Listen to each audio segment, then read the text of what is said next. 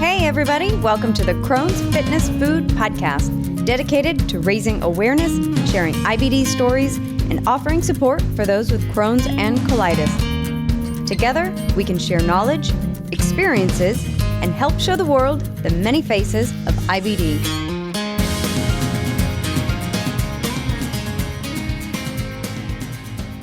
Well, hi everyone. Thank you for joining me today for another episode of the Crohn's Fitness Food Podcast. I'm your host, Stephanie Gish, Crohn's warrior since 2006 and lifelong fitness fanatic. My guest today is Angie V, who's a fitness fanatic herself and is here to share her Crohn's journey and how she balances life with IBD. Thank you so much for joining me today, Angie, and welcome to the show. Thank you. Thanks for having me. So in one of your posts, you describe Crohn's as a never-ending battle full of frequent ups and downs, and it sounds like you've had plenty. So why don't you go ahead and start by sharing your IBD journey and talk about how and when you were diagnosed? So I was diagnosed in December of 2017. Although I did have symptoms prior to that that were related to just some funny things that I had never had happen to me before. I remember getting my job as a third grade teacher for the first time in September of 2017. So that was 3 months before getting diagnosed. It was a really exciting time for me. I was really excited to be a teacher. I had just moved in with my boyfriend at the time, so we were kind of starting our own journey at that time too. And things seemed to be going well, but it was also a time of a lot of change for me. And I don't know if my body kind of knew how to balance these changes with just everyday life. You know, I hadn't moved out of my house ever before that. I lived with my parents in college, so that was kind of a huge step. And then becoming a teacher is a lot different than being an aide, which I was for the last 5 years before teaching. So there was a lot of changes that happened for me. And then my skin, I started having some really strange skin issues occurred in October of 2017. And had some weird psoriasis starting on my hands and psoriasis on my feet. And I had never had anything like that. It was pretty appalling to see. And I was really confused, but fortunately I have, a doctor in the family, a dermatologist. So, she told me I have psoriasis. She gave me some creams to kind of help it out and a couple pills, and nothing was really working.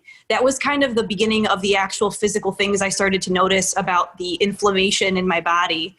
And then, little by little, November rolled around. I started having some stomach issues. And the next thing I know, some really uncomfortable things were happening when I was in the bathroom. And I told my dad, who was actually a gastroenterologist, that I think I need to be scoped, and his comments were always like, are you sure you didn't eat like beets or something? Or did you have tomatoes? Or because they didn't know why I was bleeding when I would use the bathroom. I'm like, no, I know that this is not, normal. So, I went in and he scoped me, upper and lower, and we figured out that it was Crohn's disease, which is something that is not very common in my family. So that was kind of the beginning of my journey.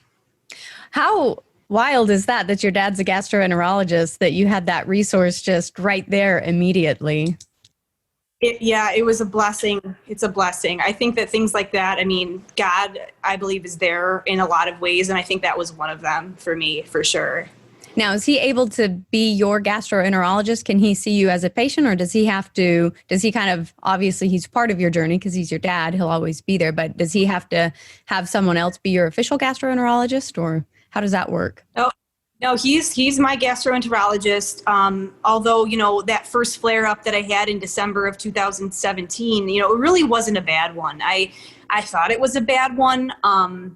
Because I remember, after having the psoriasis in October, December rolled around, and then I started having the stomach issues and this unbelievable joint pain that came with it, with my knees, where I could barely even walk at work. I didn't know what was going on. And then when I got diagnosed, I still couldn't comprehend how a disease relating to the gut and the stomach and the intestines and the GI tract could really affect your joints so much. That was really difficult because I am into fitness a lot, and I had really, that year before getting diagnosed, I really got into lifting a lot, and getting to the gym was really difficult. And, it was really mentally hard to kind of figure out, like, I need to rest right now. Mm. And to really say that to myself and believe it and actually follow through with it was starting to get really hard for me. Because I really equate a lot of my happiness to going to the gym. I enjoy that. That's a big part of my life. So that was a really hard, wake up call for me in December. But the medication, I started taking a couple of different medications and they started working rather quickly. That wasn't the case 6 months later in the summer of 2018. I had an absolute terrible flare up. I was hospitalized for about a month. So, I thought what I thought was bad was nothing compared to what happened 6 months later. So what got you through the hospitalization? Did they have to switch medications? What was that process and journey like coming through that flare?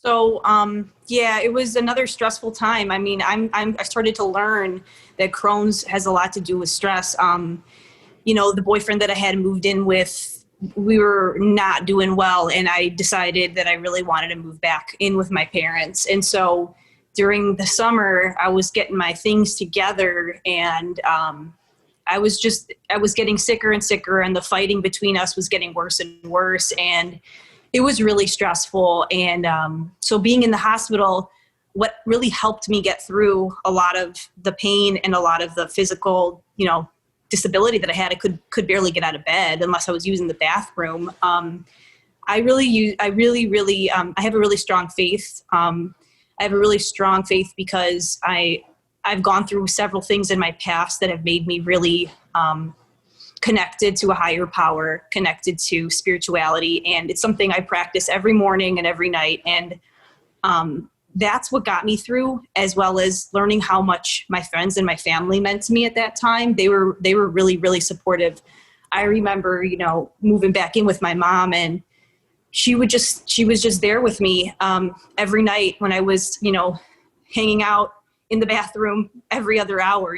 She wasn't sleeping when I wasn't sleeping. And it was, it just was a big wake up call that I really have a great support system. I mean, I always knew it, but when push comes to shove, I really felt like I could rely on my brother and my sister and my mom and my dad. Those are the four people that were really there for me. Not to mention, I come from a big Greek family, so I had my cousins coming over, bringing me flowers and taking me to the, doctor when I was getting blood work done. My cousin Jenna, she was there for me. My cousin Sophia and my cousin Alexandra, they're more like sisters to me too. And obviously, my sister and brother Sophia and Mark were a huge part of that too.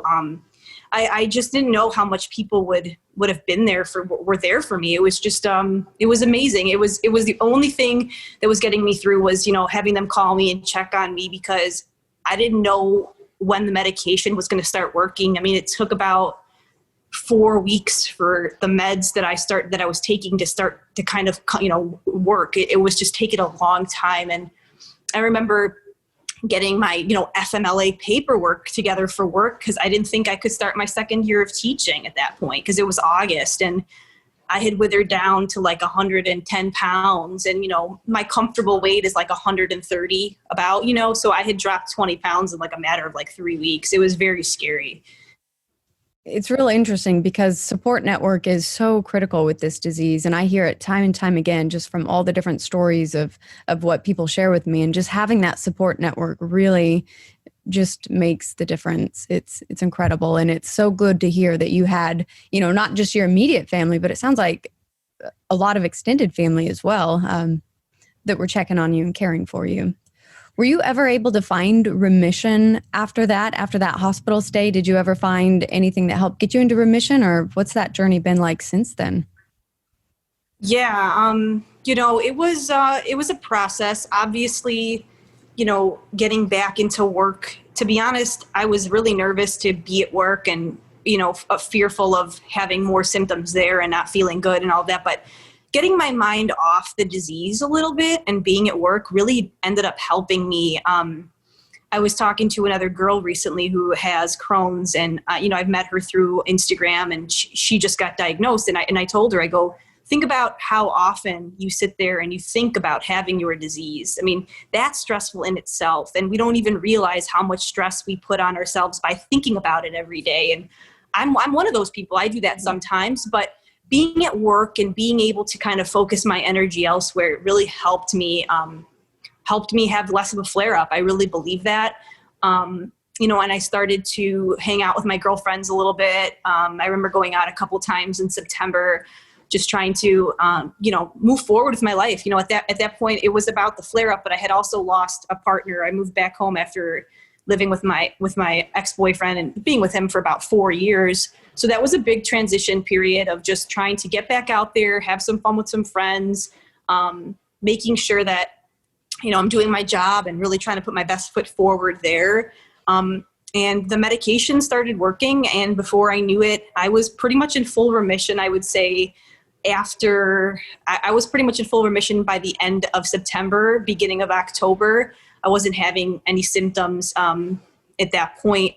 And I stayed pretty good up until that was December of 2018. 2019 was a pretty good year overall for me with Crohn's. I didn't have any real issues that were anything close to what I had. So I would definitely say that remission is possible, and it can happen pretty quickly.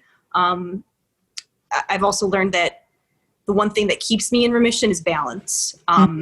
When I tend to overdo my workouts or hyper focus on my job or whatever it is, if I'm doing too much of it, that's my body says, no, I need to have a balanced, life every day. Because if I overdo something, stress my body out either with work or with working out, it's usually going to end up causing me some sort of a Crohn's symptom to develop. So balance was a huge thing that I'm still working on. I'm still trying to learn. But I think that's a really big way to stay in remission, is to make sure you're having some balance in your life. Are you on medications now? Is that helping a part of your plan? Yeah, I'm on a couple of medications. I'm taking a Prezo right now. I take Imuran at night, and then use Ceres foam on occasion. Right now I'm actually in like a minor flare up, which it's been tough, but it's not been nearly as bad as it has been in the past. I think, I don't know. I haven't figured out, because I'm still pretty new at this. I was just diagnosed like almost 3 years ago. I'm still working on what foods I can eat and what foods I can't eat. I haven't really figured that out yet, but that's something that I'm trying to trial and error. I've been taking out a lot of dairy lately, so we'll see if that helps. But I'll tell you, I've had Crohn's officially since around 2006. I first had my first symptoms since 2002, so 18 years. And even today, I'm still figuring out what I can and can't eat. And it's a journey. It always changes. And foods that I used to be able to tolerate, all of a sudden there's no rhyme or reason, but it's like one day I just can't tolerate it anymore. And then foods that used to give me problems were okay. So it's not enough that you can just figure out what you're doing. It's, Crohn's has to keep the game interesting, I guess.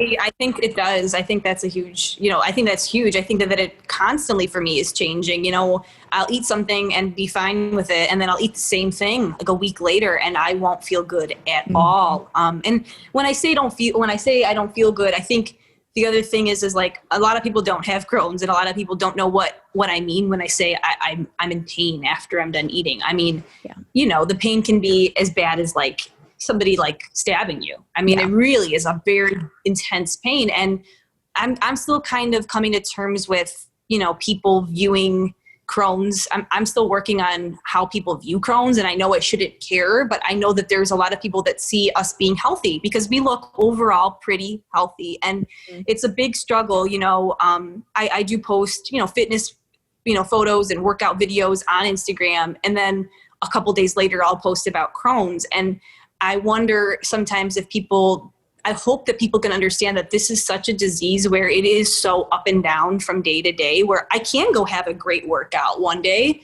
and then the next day I literally am taking a 3-hour nap because I'm that tired. So that's one of the things that I'm working on, is the way people view Crohn's. I want them to understand that it is so up and down. It really is.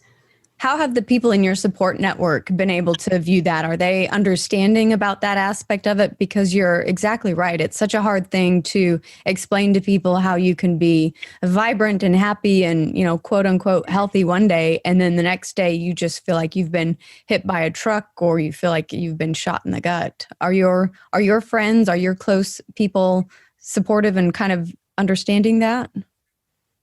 My close friends and my family are. I battle more with coworkers at work and, just people at work, I think, because, they'll ask me how I'm feeling. And, for the most part, I usually am feeling pretty good. But then I'll take like a couple of days off, let's say, what last year, because I wasn't feeling good. But I think that's a part of me that I just have to understand that I know and trust myself to know when I'm not feeling well enough to keep going. And it really shouldn't matter how other people are viewing that. Because it is up and down. And I think that my parents and my brother and my sister, they know because they saw me so bad at one point that they understand that they don't want to ever see me in that position again. So if I'm saying I'm not feeling good and I know that it's joint pain related to Crohn's or if it's stomach pain related to Crohn's, they're like, go take a nap, do not go to the gym, like take 5 days off. Like they push it to the extreme of that. So like, because they've seen the outcome of the disease before. And I think if you don't know anybody personally, like a family member that you live with or a significant other that has it, it's really hard to understand the disease.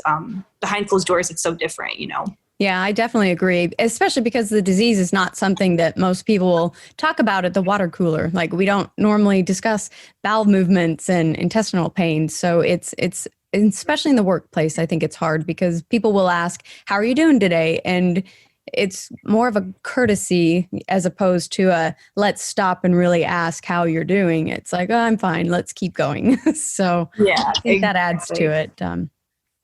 So tell me more about fitness. You said you're still trying to find the balance of how to balance everything in your life, which is tough to do, but you are just a complete fitness fanatic, absolutely incredible from all your posts in the gym. It's fun to watch you and it's impressive and incredible. So how do you balance that, especially when with IBD, a lot of us will struggle with fatigue. Is that something that you've had to navigate through? And how do you manage and kind of what do you do to help keep yourself pursuing those passions, but working to find that balance to where you can rest and find that happy middle ground?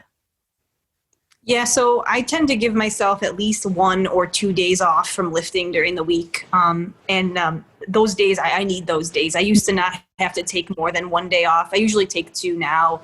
I also, I think the other thing that's really been helping me is making sure that I'm getting enough sleep, going to bed at a good time for myself and waking up. If I wake up in the morning and I do anything, I only do body weight exercises in the morning or I run. So that's nothing related to lifting anything heavy ever in the morning. Mm-hmm. I like getting going in the morning in some way with an exercise, but I don't ever do any lifting in the morning now. I solely do HIIT or like cardio. And that's been working really well for me. I feel like, regardless of the fact that I am in a flare-up right now, I think my flare-up has more to do with work stress than it does with my exercising. But I think also at night, I come home from work, I'll do a little bit of work, and I tend to take a nap. Napping is huge for me. I do take about an hour nap after work, and I joke around with a friend of mine. Her husband has ulcerative colitis, and she's like, yeah, he's always taking naps in the middle of the day. And I'm like, I take a nap every day after work, and I have to, and then I feel ready to go to the gym at like 5 or 6 o'clock. So, it's a nice routine that I have for myself. And I think the other thing that truly has been really helpful is my boyfriend. I met somebody back in 2018, October of 2018, a couple months after my flare up, that huge one when I was in the hospital. And he's a godsend. I mean, I'm not, I swear I've gone through some pretty bad relationships in the past before him, and him being there for me. And, I'll come home from the gym and he's got dinner going. He's got, he's cleaned up the house. He's helped, taking the dog out. Like his support has made me be able to go and do things I like to do. And we both help each other. So the fact that I have a person in my life that is helping me and I help him it's made it so that I can get my workouts in at night. It's made it so that I can continue to do the things I like to do.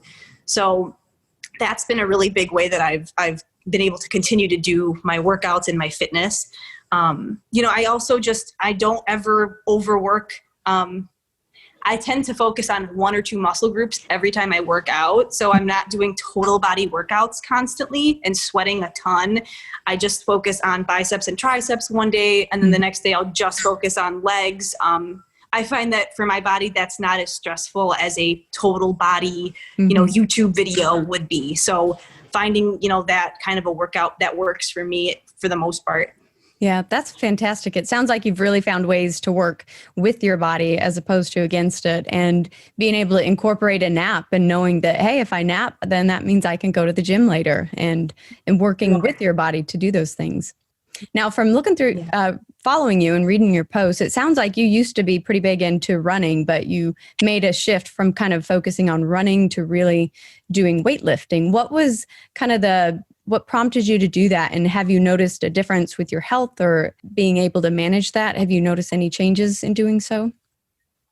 Yeah, so I was a huge runner, probably about from like 2010 to like maybe 2015 or 16. I started doing some more lifting after that. I used to just run. I used to be a basketball player in high school, and I played varsity, and then I went to college and I wanted to stay in shape. So I started running, and that worked. I was, on the thinner side, and that was my goal. I just wanted to be thin. That was the goal. So I wanted to be thin. I didn't want to gain any weight while I was in college. And I just committed myself to doing a lot of, 3 to 5 mile runs every morning was like kind of my thing. I just felt like I started to feel like I didn't like that I didn't look as muscular as I wanted to. And I knew I had been reading articles that if you want to gain muscle, you have to start lifting weights. And then there was the fear of, am I going to look too manly if I lift, weights or whatever? I find that even if you're lifting pretty heavy, it is so hard to look like a guy if you're lifting heavy. It's really hard. You have to be lifting like super heavy weights. So that fear went away after a while, especially after I started noticing new curves that I liked, and, muscular arms, and, legs that felt toned and that actually worked for me. Like my runs improved because I was lifting. So I also had to make the shift away from running because I had knee surgery about 15 years ago when I was an 8th grader, and my knees are shot. I just felt like I could not continue doing the run. So I had to find other forms of working out that worked for me. And it was really difficult to not run every day and to start lifting. But once I committed to it and I started seeing some pretty good results, I was just like, oh, great. I don't have to run. My knees aren't hurting me anymore. And I feel like I look a little more muscular. I mean, I did put on some weight too, but I felt like I looked better, and I felt better. I felt like I had, a better physique at that point. Plus my body was doing so much more. I was able to do like push-ups that I could never do. I was able to do different things that I had never been able to do before, and my yoga started to improve because I was getting stronger. And that was the other thing, like running wasn't helping me improve yoga. If anything, I was becoming tighter whenever I would run. My ligaments would become tighter after I'd run. So, doing some lifting and then stretching after my workouts, after my lifts, actually helped my yoga improve too. That's fantastic. Now, do you have any plans to do any competitions, like fitness competitions or figure competitions? Because you look like you're ready to, but I didn't know if that was something you've tried yet. I don't think I would ever do that. I've talked to my boyfriend about it. I have a girlfriend that I'm pretty close with who's done them before, and she's thinking about doing one. And I don't know. For me, knowing my body, it has an autoimmune disease, I don't think I would want to stress it out to the point of, you have to dehydrate your body towards the end of getting ready for that and all that. I've heard about it. And all that says to me is like in big flashing lights, like flare up. For me, I just that's what I would think. So, although I feel like that's great, I commend a lot of people that do those. I would love to do it, but I just don't think it'd be right for me. And I wouldn't want to put my body through that. And I love that you say that, because I love that you recognize like what is best for me and what is best for my health, and where are the limits, like what are the boundaries I want to draw and what do I want to put into place to know that this is what I'm going to do to stay healthy and to stay at the best that I can. So I commend you. I think that's fantastic. So Thanks. you do, it sounds like you still do a little bit of running, definitely into lifting. You mentioned yoga. How do all those kind of tie together, and what does a week look like for you as you kind of build out your fitness for the week? Oh, it's very day by day. Because Crohn's is day by day. Yeah. I found that I can't really plan my workouts the way that I used to be able to.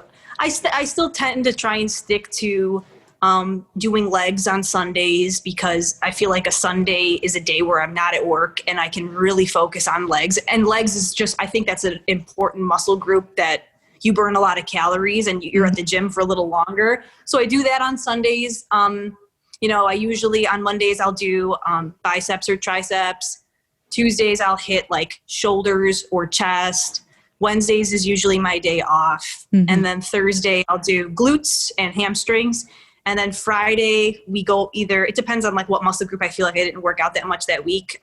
Back is usually Saturdays for me. So I have it kind of mapped out, but if I miss a day, I miss a day. Like I am not committed to, I have to go every single day and miss on Wednesdays. I really listen to like, if I'm not feeling good for that day, like I'll take a Tuesday off instead of a Wednesday or something like that. So yeah, I mean, I can't really plan my workouts out. I started using, I've been trying different things with like, watching people on Instagram and on YouTube and just reading different articles. So when I go to the gym, I already have like a set 5 or 6 exercises that I'm going to do for triceps in my mind for that day.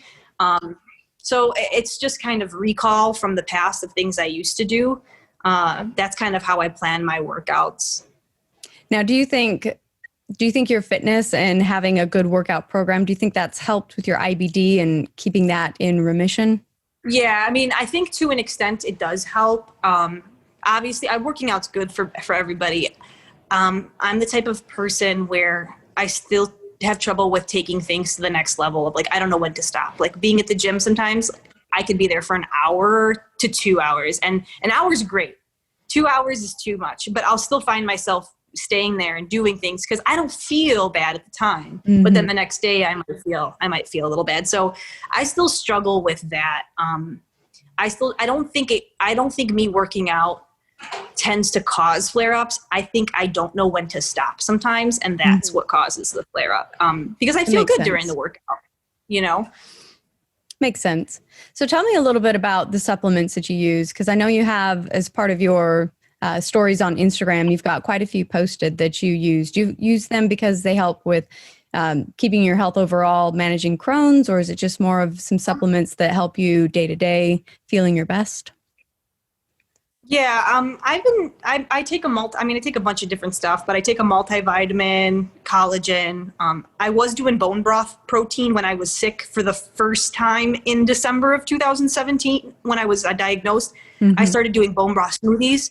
That seemed to have actually really helped. The taste is all right, so I don't do it a lot. But when I am in a flare-up, I do still have some in the house here if I do need it.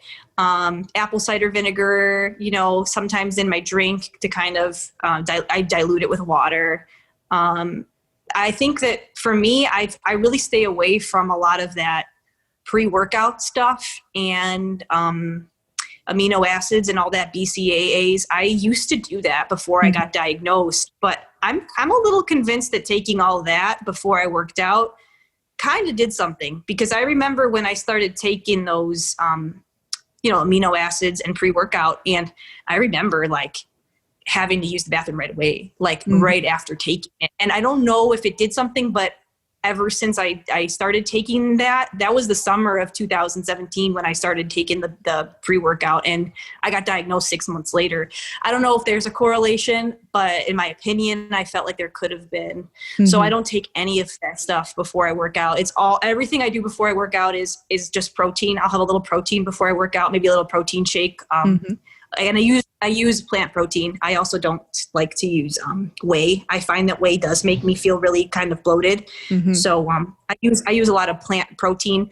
And I'm not really opposed to doing like the bone broth of the meat protein. That's fine too. I just find that whey is not good for me.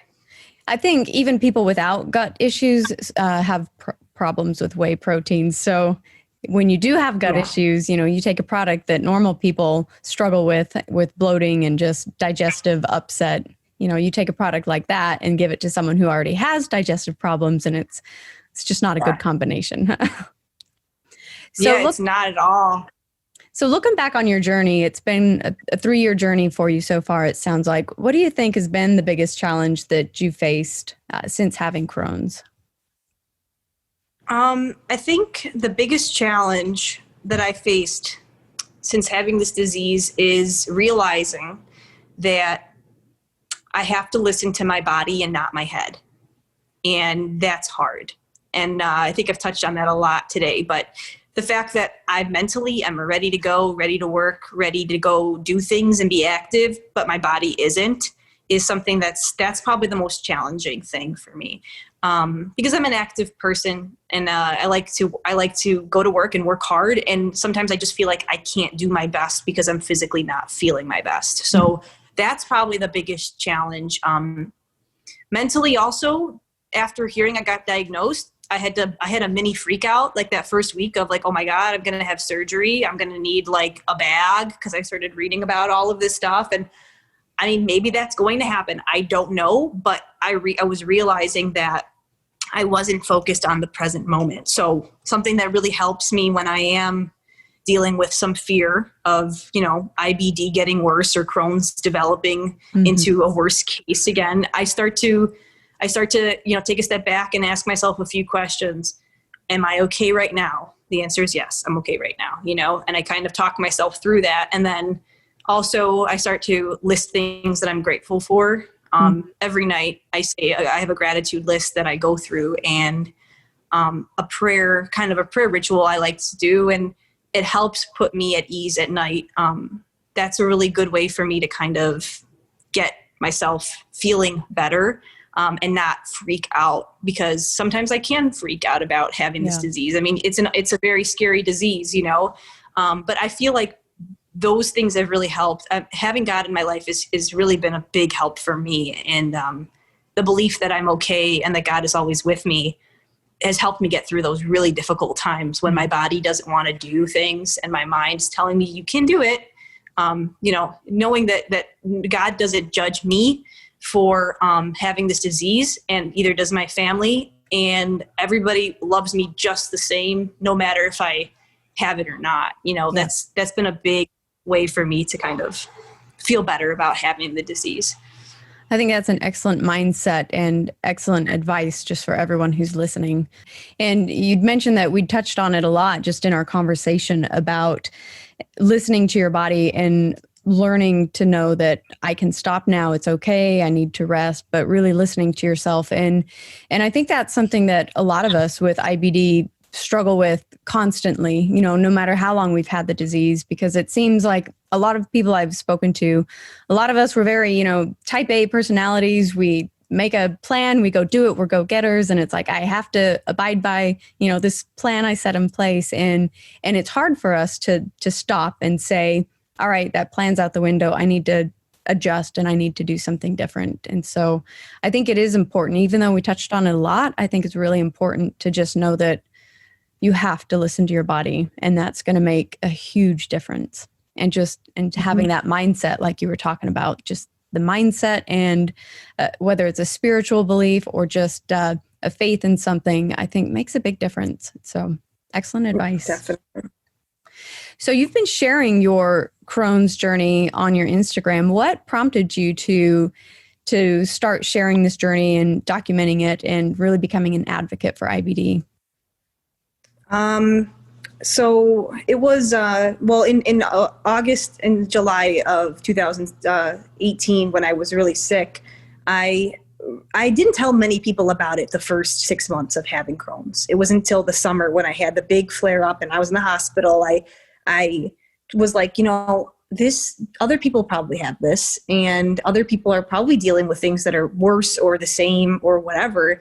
And I felt like I was very vocal on Instagram about my fitness and my workouts, and that just stopped like all of a sudden, right? So I'm sure there were some people that were kind of wondering why, maybe not like a bunch of people, but I have a couple of people that follow me, that follow my workouts and have asked me for advice. And I felt like I needed to, let people know that I need to take a break and this is why. And also just to advocate for other people that have the disease.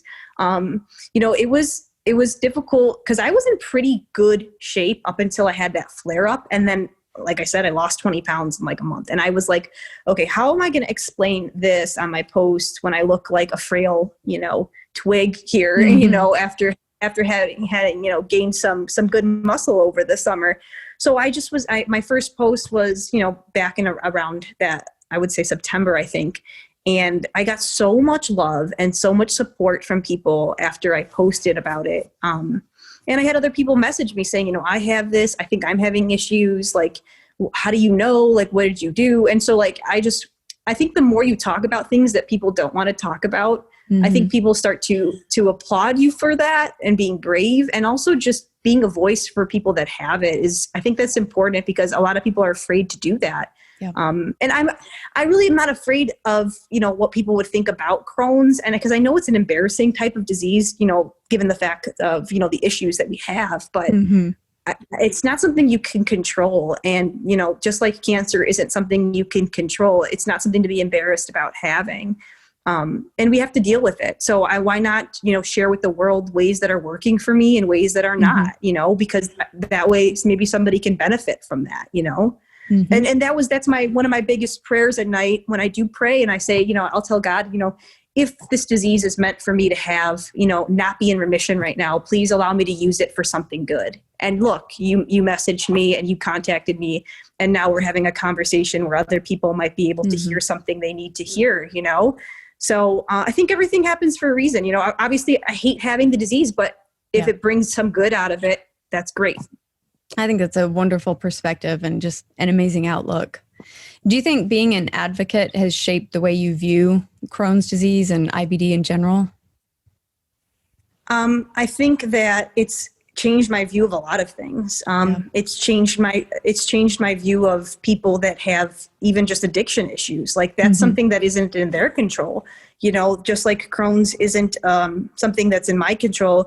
People that are, alcoholic or addicted to drugs or whatever it might be. I mean, when people like that get a lot of judgment passed on them. And I think that it's who are we to judge other people? We don't know what they're going through and what got them to that point. And, I don't know why I have this disease. And so I don't expect people to judge me just like I wouldn't judge them. So it's allowed me to become kinder and more compassionate, empathetic for what people are dealing with in their day-to-day lives. Even people even people I know that used to say like, I have a headache. I used to think to myself, oh yeah, sure. And now I'm like, wow, like that person must have like a bad migraine. Like, cause who am I to say like how bad their pain is, Yep. I agree completely. So we've covered a lot today. We've touched on a lot of different topics and areas about Crohn's and IBD. Is there anything that we didn't cover or talk about that you want to share with the people who are listening? Just that if you are listening and you do have Crohn's disease, you can get into a remission and have a comfortable life. Even though I've only had it for 3 years, I would say like 75 to 80% of the time, my life feels pretty close to normal. When I am in a flare up and I am having issues, there is a way to get out of it. And a lot of it has to do with just listening to your body, relaxing, de-stressing, doing things that are good for you. But there is a way out, and it's not something that I feel like people should always look at as, oh, that's got to be difficult all the time. There's ways out of this, and there's ways to manage it properly. So I just hope that people can understand that it's not a disease that is debilitating constantly. It's a disease that we can progress from and get better with. Great words of advice. So before we leave, do you want to tell people where they can find you and follow you on Instagram? Yeah, so my Instagram name is Angie, Angie, M, Vee, Angie MV. Perfect.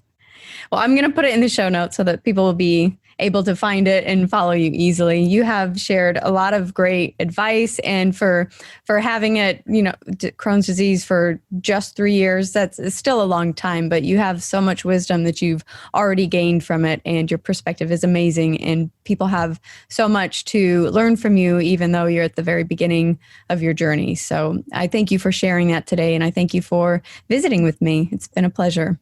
Thank you so much for the opportunity. I'm just really grateful that you asked me to speak, and I hope that somebody gets something really good out of it. So thank you.